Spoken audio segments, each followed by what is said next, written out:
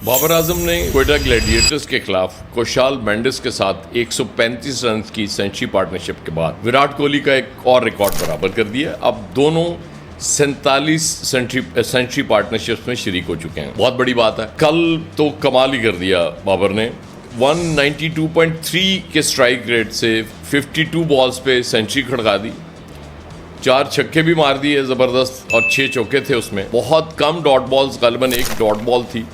मतलब ये बड़ा कम देखने में आता है T20 में। और बाबर रिकॉर्ड्स पे रिकॉर्ड्स बनाते जा रहे हैं। कल की इनिंग्स यकीन करें देख के ऐसे लग रहा था कि कोई बैटिंग नहीं हो रही, कोई शायरी हो रही है। कोई शायर अपनी खूबसूरत कलाम सुना रहा है। इतनी ज़बरदस्त इनिंग्स थी बाबर की। अब बाबर सेंचुरीज में भी T20 में 12 के साथ दूसरे नंबर पे आ गए हैं। क्रिस गेल की 22 हैं, बाकी डेविड वार्नर 10 पे हैं इस वक्त। साहबजादा फरहान, विराट कोहली, राइली रोसू ये 9 सेंचुरीज बना चुके हैं। साहबजादा फरहान ही एक प्लेयर है जो बाबर को टक्कर दे सकता है, बाबर से ज़्यादा सेंचुरीज बना सकता है, क्योंकि ज़ाहिर है वो अभी आया है। बाबर पे इल्ज़ाम ही ये लगता रहा कि जी स्ट्राइक रेट बाबर का ठीक नहीं है।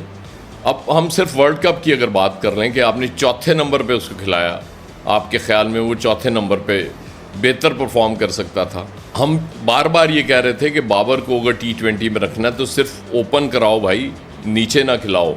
इतना नीचे खिलाओगे तो ज़ाहिर है मसला होगा। लेकिन हाईएस्ट स्ट्राइक रेट किसका था आपको पता है वर्ल्ड कप में? साहबजादा फरहान का 135 और बाबर का कितना था? 128। और ये बाकी जो आपने भर्ती किए हुए हैं T20 में प्लेयर्स, जो स्ट्राइक रेट बेहतर आपका क्लेम था कि बाबर से बेहतर उनका स्ट्राइक रेट है, उनका आपके सामने हालात। अब हम बात करते हैं थोड़ी सी PCB के कप्तान की, T20 के कप्तान की, सलमान अली आगा साहब की।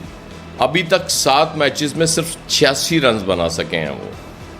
और वो खुद अब कह रहे हैं कि मैं सोच रहा हूँ कि T20 से ब्रेक ले लूँ, क्योंकि मैं फोकस करना चाह रहा हूँ वर्ल्ड कप पे। ज़ाहिर है जो ODI का वर्ल्ड कप होगा, 50 ओवर्स गेम होगी और टेस्ट मैच पे।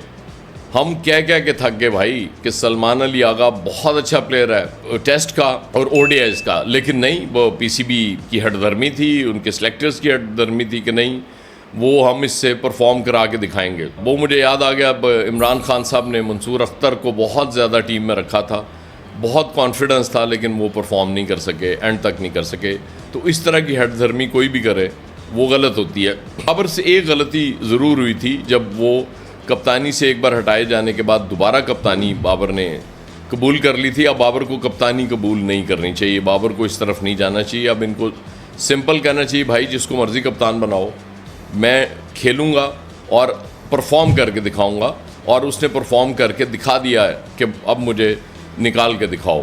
पहले तो हम कह रहे थे ना वो मुझे क्यों निकाला, लेकिन अब वो कह रहा है कि मुझे निकाल के दिखाओ। बहुत कम प्लेयर्स नसीब होते हैं इस तरह के नेचुरल टैलेंट। कह के थक गए हम कि ये नेचुरल टैलेंट है, बड़ी मुश्किल से मिला करता है इस तरह के स्टार बैट्समैन प्लेयर। और फील्डर कमाल है बाबर। एक और रिकॉर्ड वो अभी तक बरकरार रखे हुए है इस PSL में कि वो पावर प्ले में आउट नहीं हुआ, नॉट आउट जा रहा है मुसलसल। और खैर उसके बाद तो रिकॉर्ड्स उसके आपके सामने, अभी तक 401 रन बना चुका है बाबर।